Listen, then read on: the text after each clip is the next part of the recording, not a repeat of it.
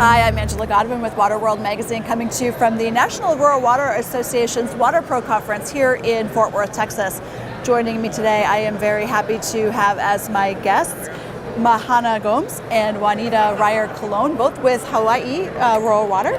Thank you both so much for joining us. We really appreciate it. Thank you for having us. Yeah, so Mahana, let me start with you. Sure. Because just in the last 6 months, you have seen a lot of activity, and we want to hear a little bit about that and how you've dealt with that, how you've handled it. Sure. So I do want to start by saying Hawaii has had quite a historic year.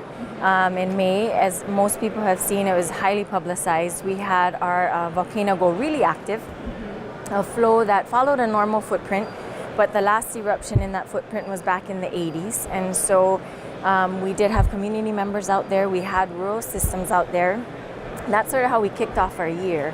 And after that, we had a series of flooding events, whether it was just random rainfall, which hit the island of Kauai, followed by a Hurricane Lane, a Category 5, another historic event, the second to have been identified as a Cat 5, just cruised on by our island chain on the south side. Yes. Brought some rapid flooding to our east side of the Big Island. Not 2 weeks later, we were impacted by Tropical Storm Olivia, cruised on by our north side of the island chain. And Juanita here will speak about it later, but our Molokai and Maui Islands were impacted by severe flooding. And so our islands are not unfamiliar to this kind of activity. In my lifetime, I was a child when these events happened prior. So the communities are really powerful, especially the rural communities. We understand that it's sort of the circle of life and what happens. But to kind of deviate from all the disaster that happened, the highlights that we've witnessed are communities, such as rural communities, coming together, our rural water systems really stepping up. You know, it's really when our operators and our managers go to work. And as a rural water team, we've been faced this year, which is basically our 7th year, so we're kind of the baby. We've been faced with some tough decisions, phone calls for aid in an active rift zone that no one ever should have to make a decision like that. But we've actually had to decide, do we go in? Do we not? Because are we prepared?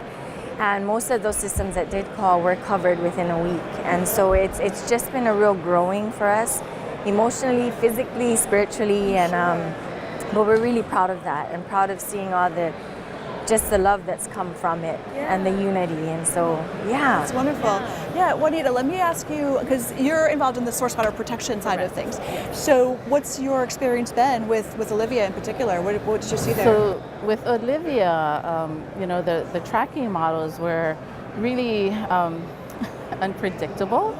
So we were really watching it, especially for Maui County, because we're actually shielded by the Big Island and Oahu and Kauai, which normally during hurricane season, they're the islands that normally take the brunt of the hurricane forces. So this particular hurricane with Olivia was different, that it was coming from our north side.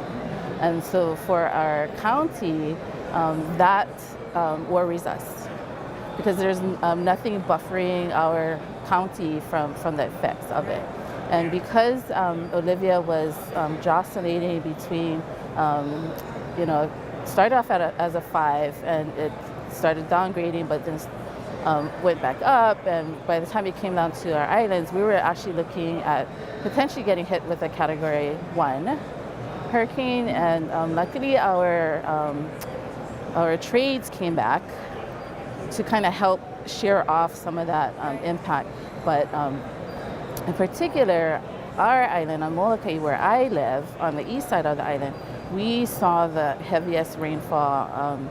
And I don't know what the final numbers are, because I know they're still doing assessments, but on our eastern shoreline was really impacted with flooding and flash floodings that occurred.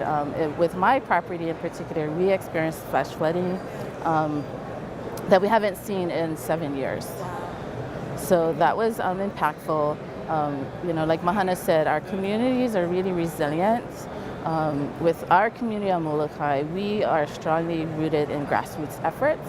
So we prepared prior to the storms as a community, not having to worry about our government agencies trying to provide the support for us, we normally try and get ready ourselves, because our county is a 3-island county. So, and our main government is on Maui Island. So for Maui Island to be trying to coordinate for 3 different islands is pretty tough. Yeah. So we try and, as much as possible, alleviate some of that pressure as a community, because we know how to service our community, which is what's great about all of our rural communities, is that for us, as our grassroots effort, like, NRWA has always preached about, is that we come from the community up. So as for me, coming to the Rural Water family and having that instilled in me, community-oriented and grassroots effort has really been impactful, and we can actually uplift our community.